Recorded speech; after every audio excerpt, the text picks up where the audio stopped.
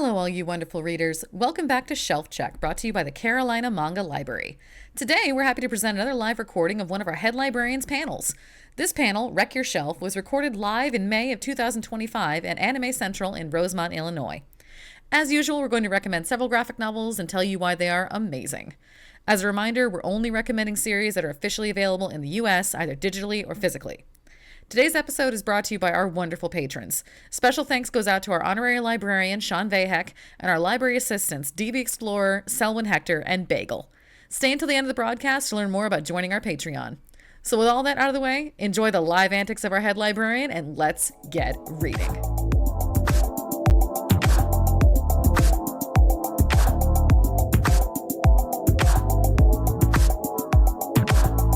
Cool, we're being recorded now. Be afraid.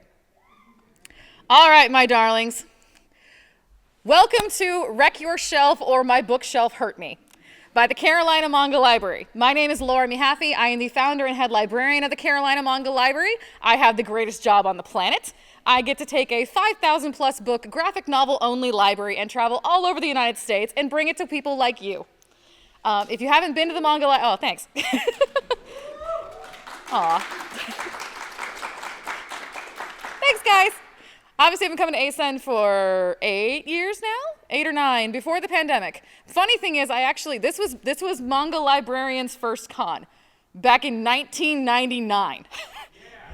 Yeah, I am officially a wea boomer. Okay, I have surpassed old Taku. I have no idea what a Mongolenial is. I am officially a wea boomer. I bought my fan subs on VHS at cons and paid $100 for 3 episodes and liked it. Okay, all right. So like I said, I run the Carolina Manga Library. We are a nonprofit organization, and we take our huge library and we go to conventions, schools, hospitals, children's shelters, anywhere that wants to give kids free access to books. Because I don't know about you guys, but when I was a kid, the number one thing I heard whenever I wanted to go pick up a comic book, or God forbid I actually found a manga back in the 80s, some adult always told me to put down the silly comics and go read a real book. I know it happened to other people, but it happened to me, and I stopped reading for like at least 5 years outside of the stuff I had to read for school. I just completely was turned off of reading because everyone kept telling me what I liked was wrong or immoral or stupid or a waste of time. Well, then I went to library school. I am an actual librarian. I have my master's degree of library science. I'm actually an archivist for a university.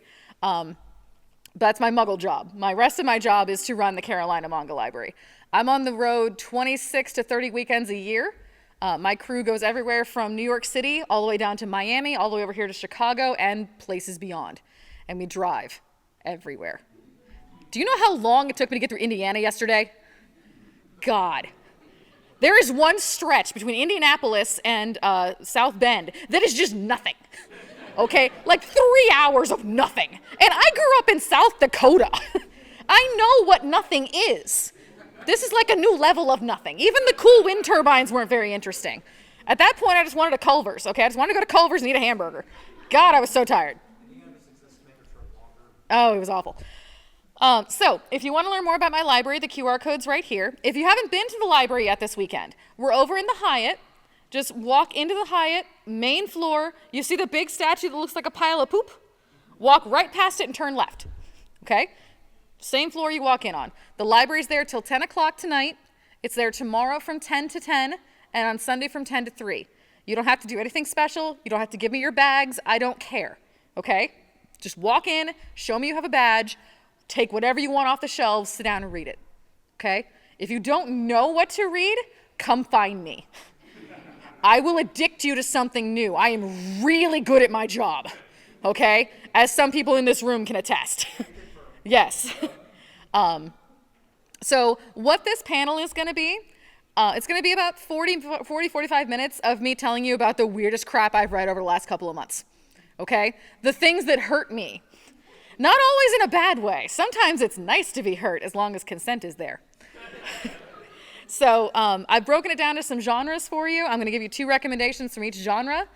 All of these books were actually donated by our patrons over on Patreon. We do have a Patreon, shameless plug, I'll plug it real later. But we use our Patreon exclusively to buy new books because we take donations. Absolutely, we take donations. If you've got books that are just rotting on your shelves that you're just like never gonna read again, send them to me. I literally had somebody bring me an entire backpack worth today. I love you. You can also just mail them to me. This goes to my website, enjoy it. So all these books are from our Patreons. Yay, Patreon plug, I love all of you. So any questions before I get started? No? Yes? What manga recommendations do you have for manga about crabs? Ask me after the panel, otherwise I'm gonna get really distracted, but I got you.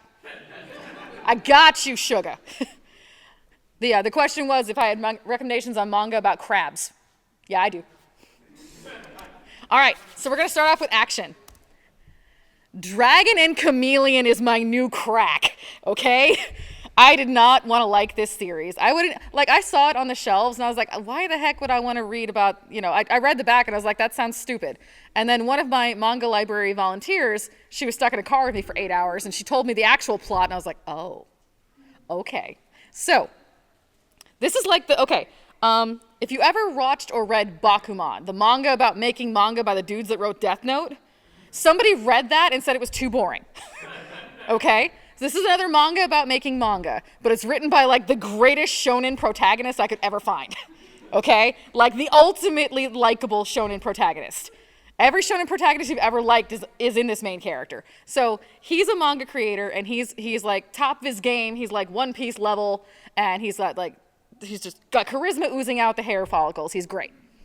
And one day he's got this assistant who's like surly and stupid and he's kind of a jerk, but he has this like power where he can mimic anybody's style. So he makes the perfect assistant to fill in while you're working.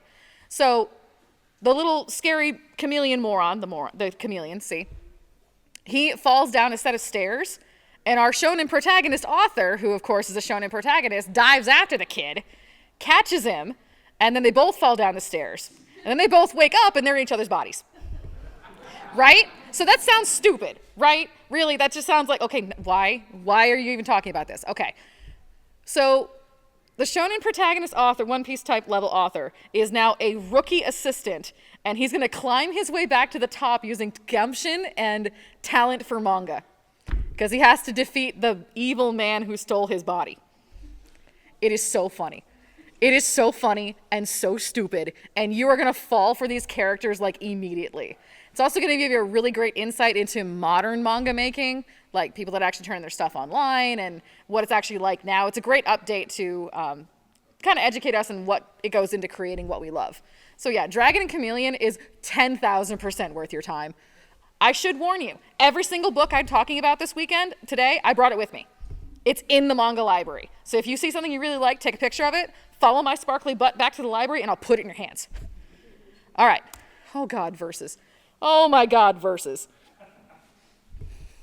So I only have one way to describe this stupid manga.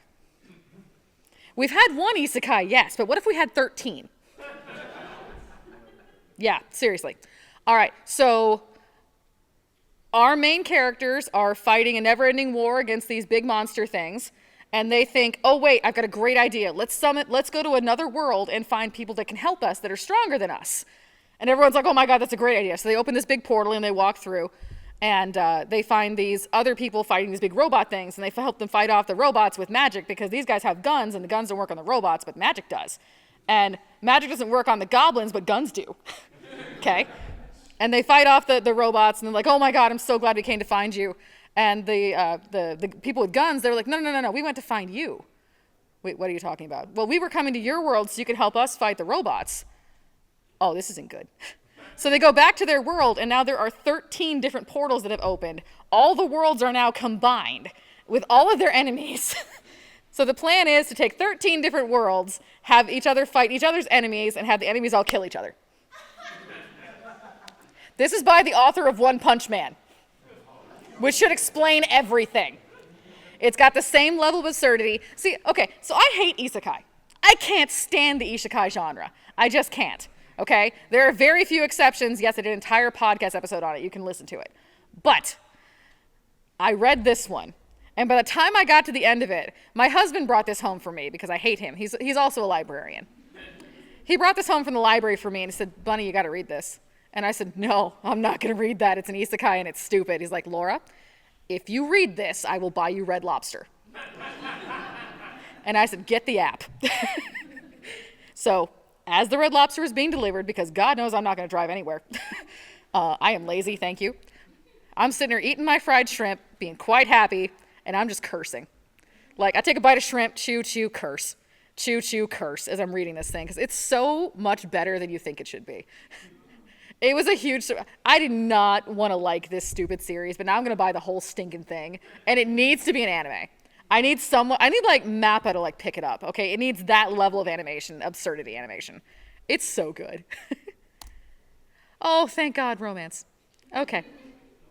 All right. I fell for this so hard, I hate everything.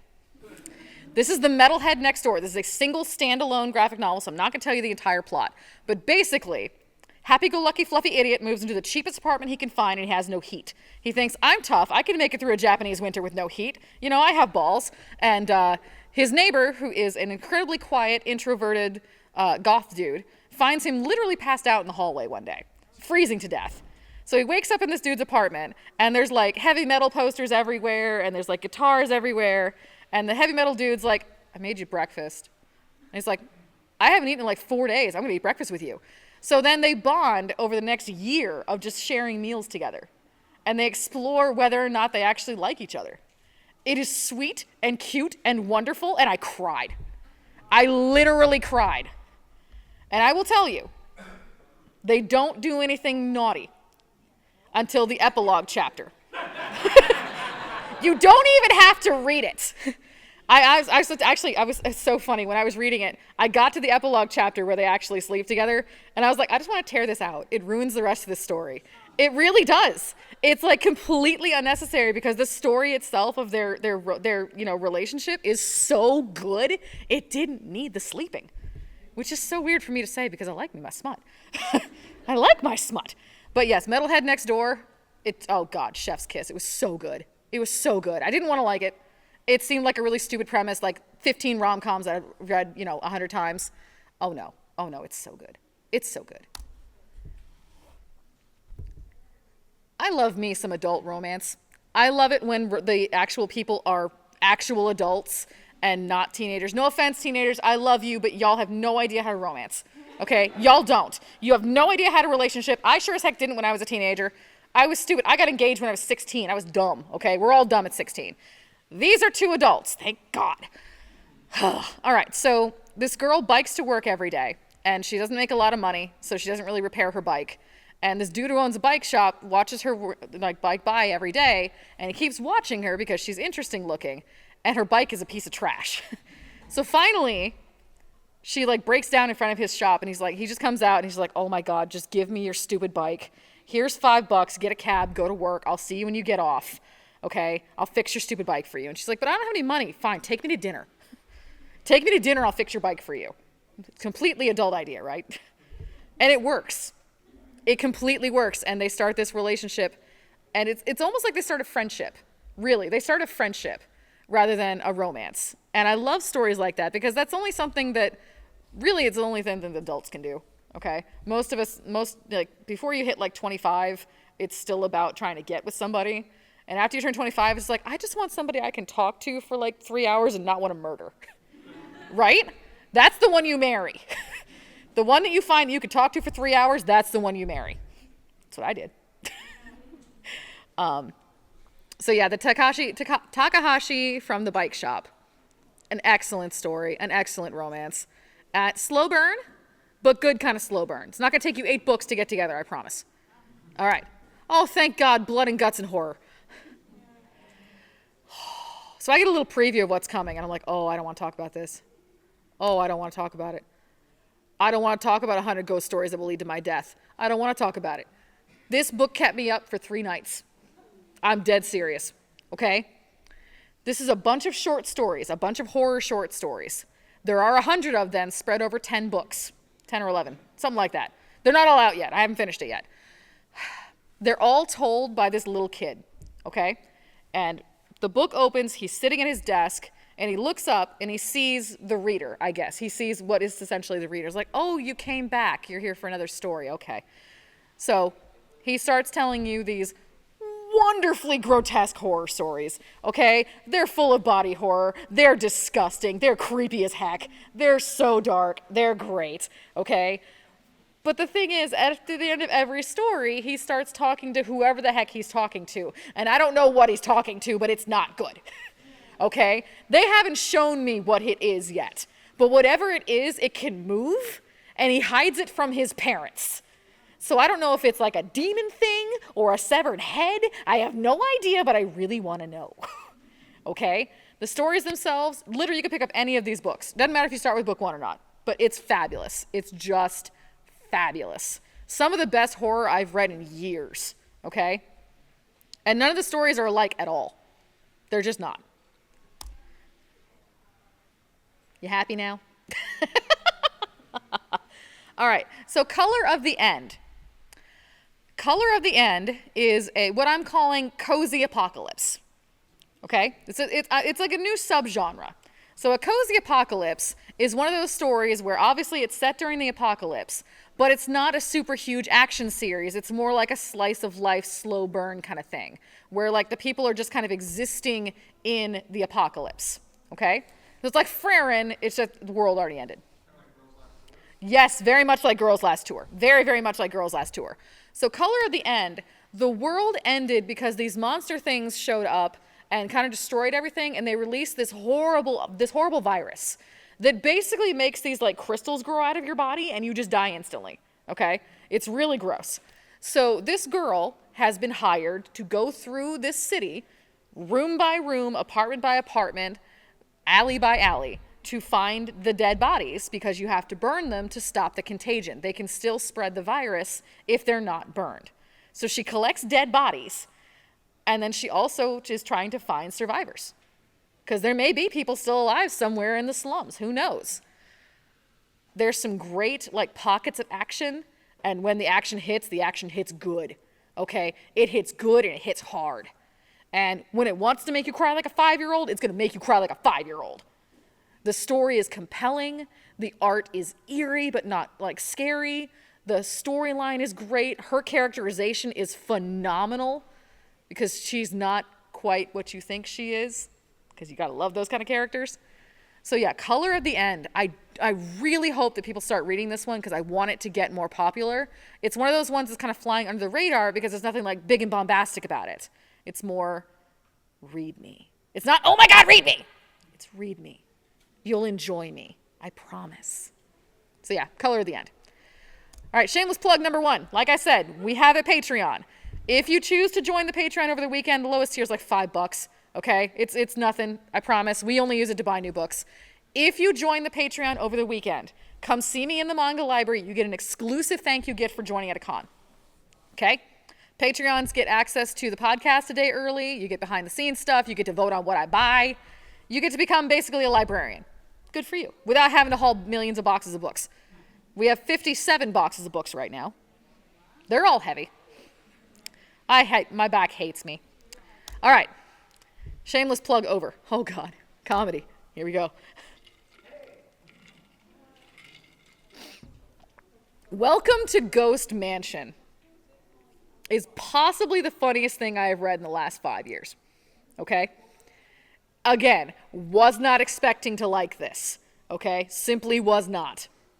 All right, so Welcome to Ghost Mansion is about a girl who buys an apartment complex because she basically wants passive income, okay? She wants to simply earn money and not really have to do much. She can clean a few things, she can fix a few pipes, and she gets paid for it. Easy peasy, she just wants to live a lazy life, okay? But nobody will move into this apartment complex because it's haunted as hell. Completely and utterly haunted. So she decides, okay, fine, ghosts want to live here, I'm going to charge them. But how do ghosts make money? Don't worry, I'll get them a job. So, like the first ghost that she meets, she finds it a job at an online call center because it's got a great voice. You don't have to have your camera on. The second ghost she finds killed himself. He jumped off a building. So she's like, oh, dude, just be a bungee jump instructor. No. No. Is that all it is? Oh God, I thought it was a fire alarm. Oh. Okay. I'm so sorry. I thought it was a fire alarm. I hate it when fire alarms get pulled at cons. All right, everyone turn off your phones. Yes, I understand. Dust storm. Cool. There. Okay, sorry. So yes, on top of that being a really, really funny premise where you have to find jobs that ghosts can do, it's got some great, like, Junji Ito level body horror. All the ghosts are creepy, and they're, like, grotesque and horrible, but they're all, like, decent people. Most of them are, like, decent people as well. It's so funny. It's so, like, I was reading it while I was eating dinner, and, like, 15 minutes after I started reading it, my husband looked at me and says, "Honey, you gonna eat?" And I said, "No, I'm gonna read." He said, "Bunny, put your book down and eat your dinner." No. He came and took the book from me. He loves me. I have to eat dinner. All right, so yes, Welcome to Ghost Mansion, possibly the funniest thing, followed very closely by Magical Girl Incident. Hold on. Yeah, we know. We know. All right, Magical Girl Incident. Dear God. All right. We have our main character, protagonist dude, okay? He works an office job. He's just kind of your daily salary level schmuck. But he's always wanted to do something else with his life, okay? He's always wanted to be like a superhero or just aspire to be a better person, all right? So one day he's walking home from work, and he already yelled at his boss. He's having a bad day. And he sees this little girl being attacked by this monster thing. And he's like, "You know what? I probably just got fired. Let's do this." And he runs at the monster and he rips off his tie as he's going because his salary dude is wearing a suit. And as soon as he rips off his tie, he turns into a magical girl. I mean, like, breasts and all. Okay? 100% magical girl, has no idea how he did it, beats the crap out of the monster, sends the little girl home, wakes up in his own bed the next day, completely normal. He has no idea what the heck just happened. He thinks he dreamed it. And then it happens again. And then he has to start testing his powers to figure out, wow, he turns into a magical girl. Turns out it's ripping off the tie, which is very iconic to me. And then his best friend finds out about it, and he's like, "Oh, dude, we're going to monetize the heck out of this." Okay? So they start filming it for YouTube, because of course they do. And then he finds out there's more magical girls, and they're all looking for him. This is so stupid and dumb, and it's the stupidest idea I've ever heard, but they write it so dang well. Like, they wrote it in such an interesting and funny way that I'm going to buy every single book of this. I already pre-ordered, like, the next 5. My Amazon wish list hates me. It's like 155 books long right now. It's ridiculous. I know. And it gets bigger every day because the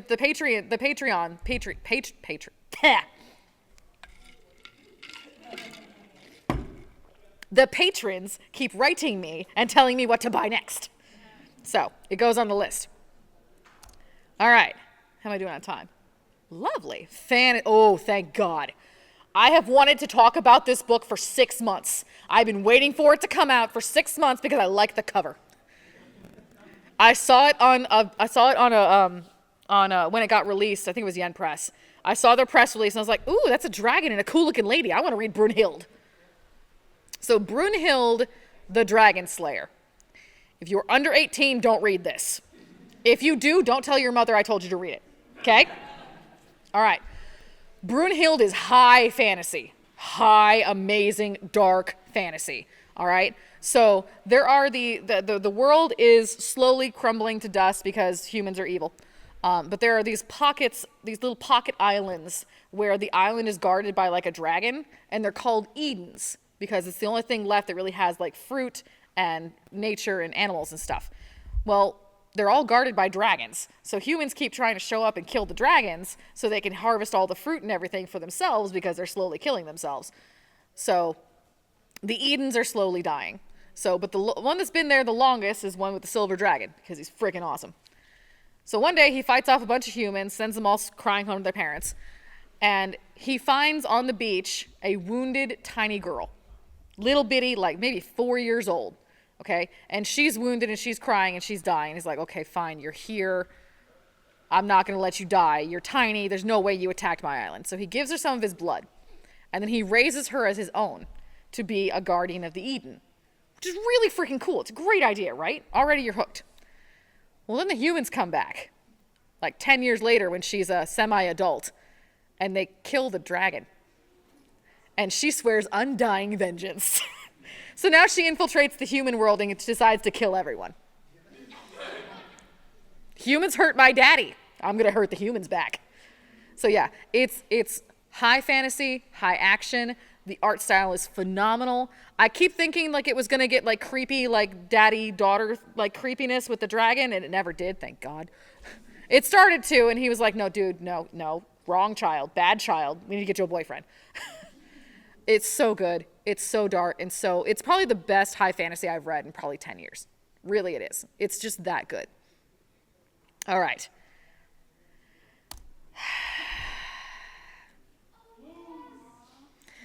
A Cat from Our World and the Forgotten Witch. Yes. Yes, it is isekai. So this is a weird one. I actually don't know how to feel about this one. I really don't. I put it in here because it's really good to talk about. I don't know if I liked it or not, which is very strange, right? Okay. So this lady lives out in the woods, and she's called a witch, and she's been ostracized for years.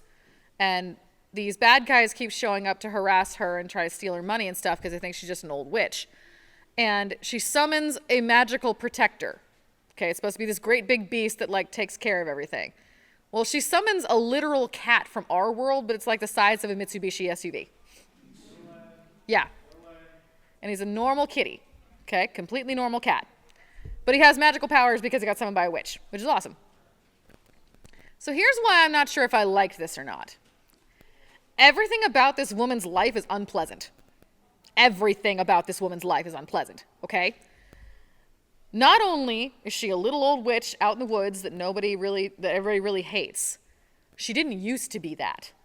She actually saved the world from the Demon King with the local big prince dude.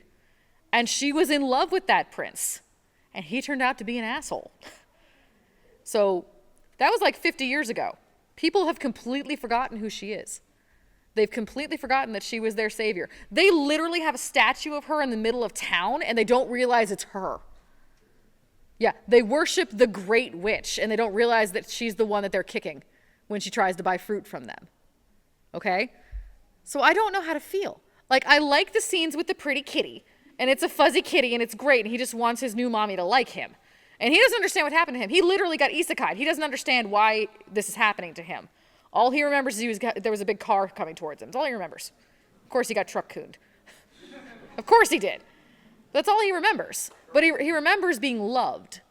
And he wants to be loved again. So he just wants the nice witch lady to like him. And she doesn't really want him there. She wanted she wanted a dragon or something scary. And she got a freaking tabby cat. So somebody else please go read this weekend and tell me what you think. Because again, I don't know if I liked it or not. I have to read the next 5 books because of course I do. But I just don't know if I'm going to like it or not. I don't know if I'm going to need, more Red Lobster or if I just need chocolate. I don't know which one. Always more Red Lobster. You're right. Always more chocolate and Red Lobster. Porque no los dos. No, get out. No fried shrimp with chocolate sauce. That's just gross. Stop that. All right, so realistic fiction. These are stories without any kind of magic in them whatsoever. Okay, they are based completely in reality and are completely normal. I'm going to warn you now. This next one I'm going to talk about. Remember how I said the other book was my crack? No. This series is so good. I read the first book and immediately drove to Barnes & Noble to get the rest of them. This is Medalist. Yes, it's about ice skating. Okay? This is the best sports manga I have read since I originally read Haikyuu. And I fell for Haikyuu hard, okay? Like, I binged Haikyuu in like 3 days. Medalist I binged in 4 hours. Like, literally, as soon as I finished reading the first book, I called my husband on my way to Barnes & Noble. And I said, what do you want for dinner? Because I ain't coming home. I'm not coming home. I went to 5 different bookstores to find all 9 books that are out right now, okay? That's how hard I fell for Medalist. All right. Here we go. Medalist is about a retired figure skater, professional figure skater, and ice dancer who is trying to find his footing after he retired, okay? In the ice skating world, you reach like 25, 26, and you're done, okay? Nobody wants to watch a 30-year-old trying to go up there and break their legs with triple lutzes. Trust me, it ain't pretty, okay? So after you reach like that age, if you haven't made it big, you might as well just go away. You are literally wasting space on rosters. So he retires and he goes to work at the local ice skating rink teaching kids how to ice skate. And he meets this little girl who ice skating is all she knows how to do well. She has spent her entire life being told, you aren't good at anything, you're weird, we're going to make excuses for you because you're a nice kid, you're just not, you're just not smart. You're just not graceful. You're just a little weird. Until she steps on the ice. And then she's been skating and thinking about skating ever since she was like 2, okay? And she's like 11 years old now. And this retired ice dancer sees her, and he sees in her like a true artist and the dedication to be a professional ice skater. And she sees for the first time someone that doesn't tell her that she's useless. It is probably the best, like, pick yourself up by your bootstraps story I've ever read in manga, okay? The little girl is earnest, and at the same time, she's really broken inside because she's never had anybody pay attention to her at all, And she has to stand up to her mother when she said, no, I really want to do this, Mom. And the mom's like, you're going to quit in like 6 months. Why should I spend any time and money getting you trained? She's like, you don't understand. If I don't do this, I'm not doing anything with my life. I mean, I'll go work at Starbucks my entire life, and I will be miserable if you don't let me do this. And she has to fight for it. For the first time, she cares enough to fight for something. And the retired ice dancer realizes that his career isn't over because he can find the next generation. It's so good. It's so shonen, it hurts me, okay? It's every bit of good shonen protagonist, like gumption-y goodness mixed in with ice skating. Actual freaking ice skating and like teaching you how to ice skate and what all the different skills are and how to do them. Okay, don't throw anything at me. This is what Yuri on Ice wanted to be. I know, I said it and I mean it. I do. Don't get me wrong. I love me my Yuri on Ice, I promise. But the thing with Yuri on Ice is that I'm also an ice skating fanatic. I want to learn about that sport. I mean, I'm totally going to watch you two get together because you're awesome, but I want to learn how to ice skate, which is why you go read Medalist. It's just that good. It really, really, really, really is. All right. Destroy all humans. They can't be regenerated.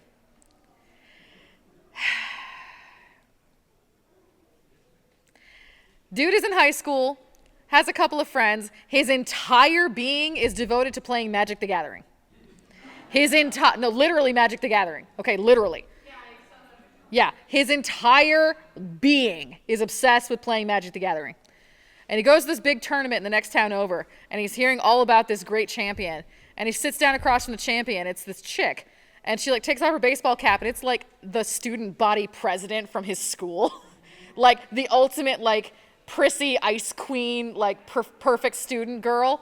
And she's like, I'm going to wipe the floor with your stinking deck. Let's go. So, because she's secretly also obsessed with Magic the Gathering. This takes place in the 1990s. It's my years. This is my old Taku showing. There's some kind of prophecy about the world ending in 1999. It was called Y2K. It wasn't fun. But they keep referencing the prophecy, so I don't know if this is actually going to stay in realistic fiction or if it's going to change into being a fantasy story. But the entire story so far is about them becoming unlikely friends while playing Magic the Gathering. Literally teaching you how to play it, telling you what mana decks are, what a black deck is, what a white deck is. If you don't know anything about Magic the Gathering, it's going to teach you. I promise. I know about Magic the Gathering because I'm from the 90s. Everyone knew it. Trust me. So yeah, God. I didn't expect it to be good. I didn't. I thought the premise was stupid, and then I started playing. I was like, oh, crap. You actually know how to play Magic the Gathering, don't you? Dang it. Fine, I'll read your stupid book. All right, last shameless plug. If you're enjoying this panel, I literally do it once a month as a podcast. Okay? It's on Spotify and it's on YouTube. This link goes to our website where it has links to all of it. It's also on Pocket Cast. It's on Apple Music. It's on everything you possibly want to listen to. Comes out at the last Wednesday of every month. I pick a different topic each month, and I tell you about a bunch of books that go along with that topic. Some of them are live recordings, like this one. I use those for months when I just can't. You're like, I'm at a con, like this, literally. So, okay, I'm at this con this weekend, right? I drive back to North Carolina on Monday. I am home for Tuesday. At 10 o'clock on Wednesday morning, I have to drive to Atlanta for a 4-day convention. And then I'm home for 3 days, and then I'm somewhere else. That's what I do with my life. I think I'm still married. My husband keeps sending me pictures of cats, so I'm assuming we're married. Actually, my anniversary's tomorrow. And I'm going to be here. He's in North Carolina at work. So, yeah, if you're enjoying this, please check out the Shelf Check podcast. If you join the Patreon, you get it a day early. There, I'm done. All right. My last recommendation, and if you get through this, I will play you a video of extremely hungry, adorable kittens. I know. All right. I picked up This World Strategy Guide. I hate these stories, okay? They're right up there with isekai for me, when the video game's like a real thing, okay? It's dumb. Except this one. This one is very, very interesting because it's literally about this little girl who is walking through the woods of her village one day, and she finds what she calls the Forbidden Book, okay? And it is quite literally the strategy guide to her world, okay? She randomly opens it to a page, and she sees a quest line about the baker's bakery burning down. And she's like, well, that can't happen. He's really nice. So she follows the steps of the strategy guide and prevents his bakery from burning down. And then she's like, oh, I have a responsibility now. Oh, shoot. So she decides to make sure that everybody gets the good ending. But she can't tell anybody about it because the knowledge is complete. She thinks it was written by the demons. She thinks it's an evil book because, wouldn't you?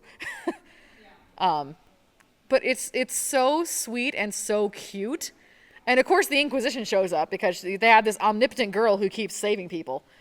You gotta love the Inquisition. Because nobody ever expects them. Nicely done. It's the kind of story that I got into real fast because the protagonist is really cute. But she's not stupid. She's not like fluffy cute. She's more like that one really nice, smart girl in high school that like wasn't really friends with anybody but was kind of friends with everybody. Does that make sense? She talked a lot to like 3 people, but like everybody knew her and liked her. She's that person from high school.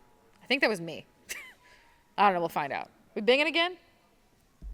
No? Okay. More dust storms. Woo. All right. So the other reason I really, really, really like this is because the underlying storyline of the whole game is that her brother is going to go missing and die. But you have to do everything else in the game to prevent him from dying. Right? And like there's even one point where she gets like she's scared. She's like, I'm messing with God's plan. I can't keep doing this. I'm just going to put the book in the drawer. I'm never going to touch it again. And then, somebody else gets hurt and she's like, oh, I could have helped that. Oh, I have responsibilities again. So it's a really, really good story. And I really hope more people pick it up because it's very cute. Yeah, she has to 100% it in order to save her brother. So it's really, really good though. I hope a lot more people read it. So what I'm going to do now, I've got a few minutes before I play your funny video. I would like to open it up to questions. Would you like me to go back and talk about anything I already talked about? Do you want I can do a couple of recommendations because I don't want to I could do this all freaking night. Trust me. I will be in the library. I'm almost done, I promise. I'll be in the library the rest of the weekend. I don't have any other panels. So if you want a recommendation, come get it from me in there because I can actually walk you to the book on the shelves. It's much easier to do in the library than it is to do during a panel. Okay? Except for the crabs. I'll do the crabs. I promised you earlier. All right. Questions about anything? And I'm going to get all of you. Yes. Green shirt. I noticed in your countdown that science fiction is one of the genres. I don't. Sometimes I throw them into fantasy. Sometimes I throw them into unique. There are very few good science fiction stories being published nowadays. So I had a category for it, but it was like the same 5 books over and over and over again. So I do this panel every single time I go to a con. So that's why it doesn't have its own category, just because there's not really a lot of really great sci-fi right now. There are some, don't get me wrong. Arpeggio of Blue Steel is amazing, but that's why it's not there. It's not that I don't like sci-fi. I love me some sci-fi. Queen Emeraldus forever. Okay, there was somebody in front of you that had a question. Yes.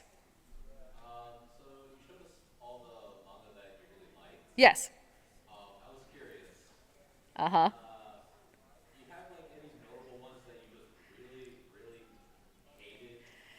So notable manga that I really, really hated. Do you want the all-time hatred, or do you want like the last 5 weeks hatred? Let's start with. You get one or the other. One or the other, love.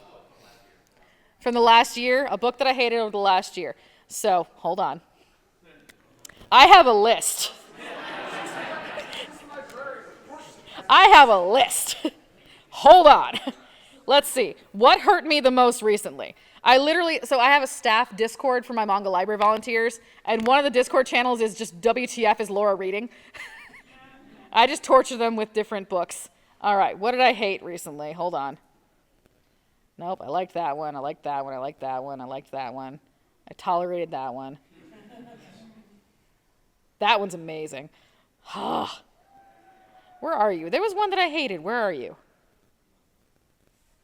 Oh, Tokyo Brothers. Tokyo Bros. It was, oh my God. Basically, these two aliens show up on Earth and they're supposed to learn about humanity so Martians can invade, but they're like the most disgusting human beings ever made, okay? It literally starts off with a guy getting a golden shower and it's gross. It's just gross. Icky, icky, icky, icky. Tokyo Bros. Hated it. Hated every minute of it. It's courses in the library if you want to go read it. Just because so that's the thing. One of the things you learn as a librarian, just because I hate something, it's out there for somebody, I promise. So unless it's like filthy vile, I'll put it in the library anyway.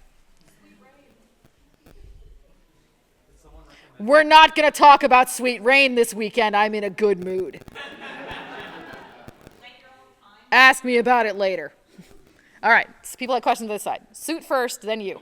All right, so you voluntarily talked about 2 isekai today. I did. What forced you? We are keeping the real librarian.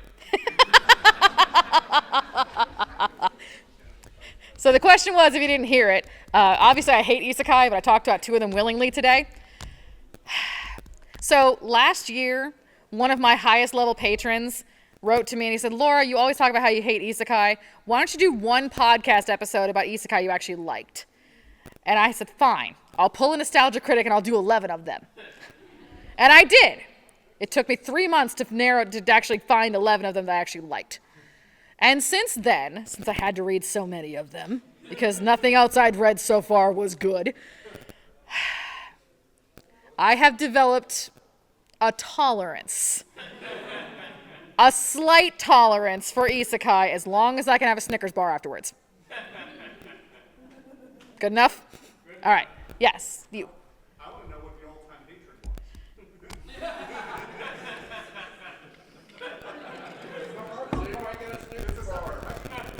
was. All right. The all-time hated manga of all time, and yes, it's in my library, is a series called Sweet Rain. It's from the early 2000s, and it's a shoujo romance. A girl is walking down the street, and she bumps into this hot dude who has a collar around his neck. And he turns around to say, excuse me, and he looks her right in the eye and says, oh, I have found you.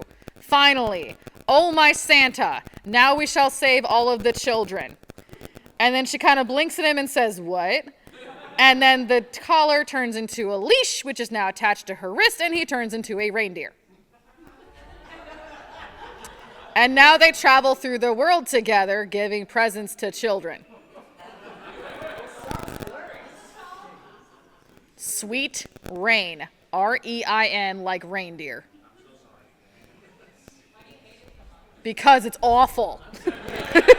I hate it because, okay, it's the reason I hate it. Do I have time to explain this? Okay, I have time. The reason I hate it is because I'm a shoujo junkie.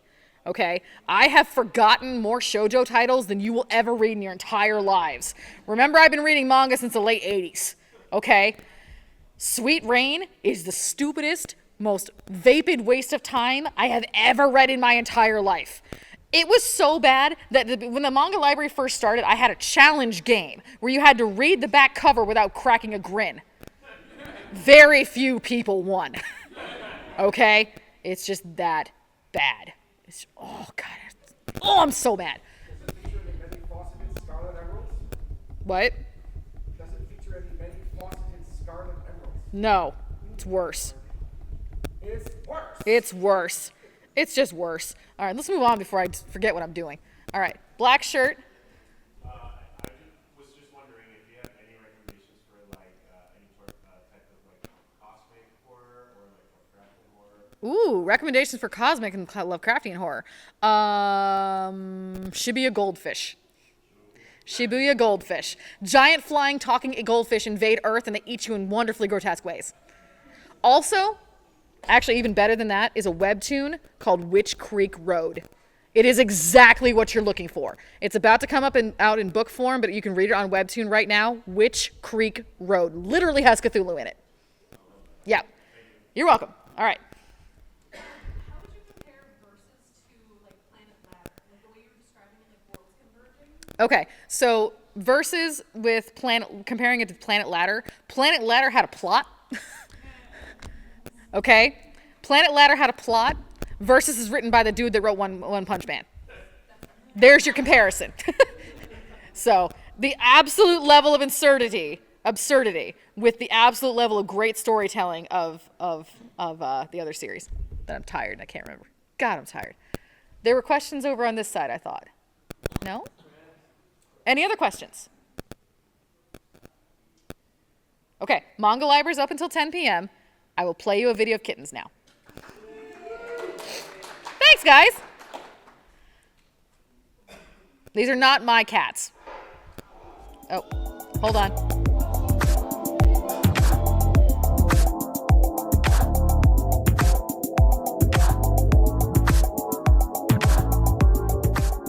Thanks so much for joining us on this month's episode of Shelf Check, brought to you by the Carolina Manga Library. This episode was written and recorded by the Carolina Manga Library staff and edited by NoodleBoyMedia. You can find information about NoodleBoyMedia on all social networking sites. We return next month with Why Did I Read This?, which was supposed to come out in May, but then we did Anime Central and MomoCon back-to-back, and our head librarian is mostly a meat popsicle at this point. So next month we'll come back with Why Did I Read This? Remember, if you're interested in supporting the library, please consider becoming a patron. Our patrons get access to the podcast a day early, as well as behind-the-scenes fun like bloopers, transcripts, and being able to vote on what we add to our library shelves. We're also on X, Instagram, Blue Sky, Discord, YouTube, and Facebook. You can find links to all of this on our website, www.carolinamangalibrary.com. So until next month, y'all, we'll see you in the stacks.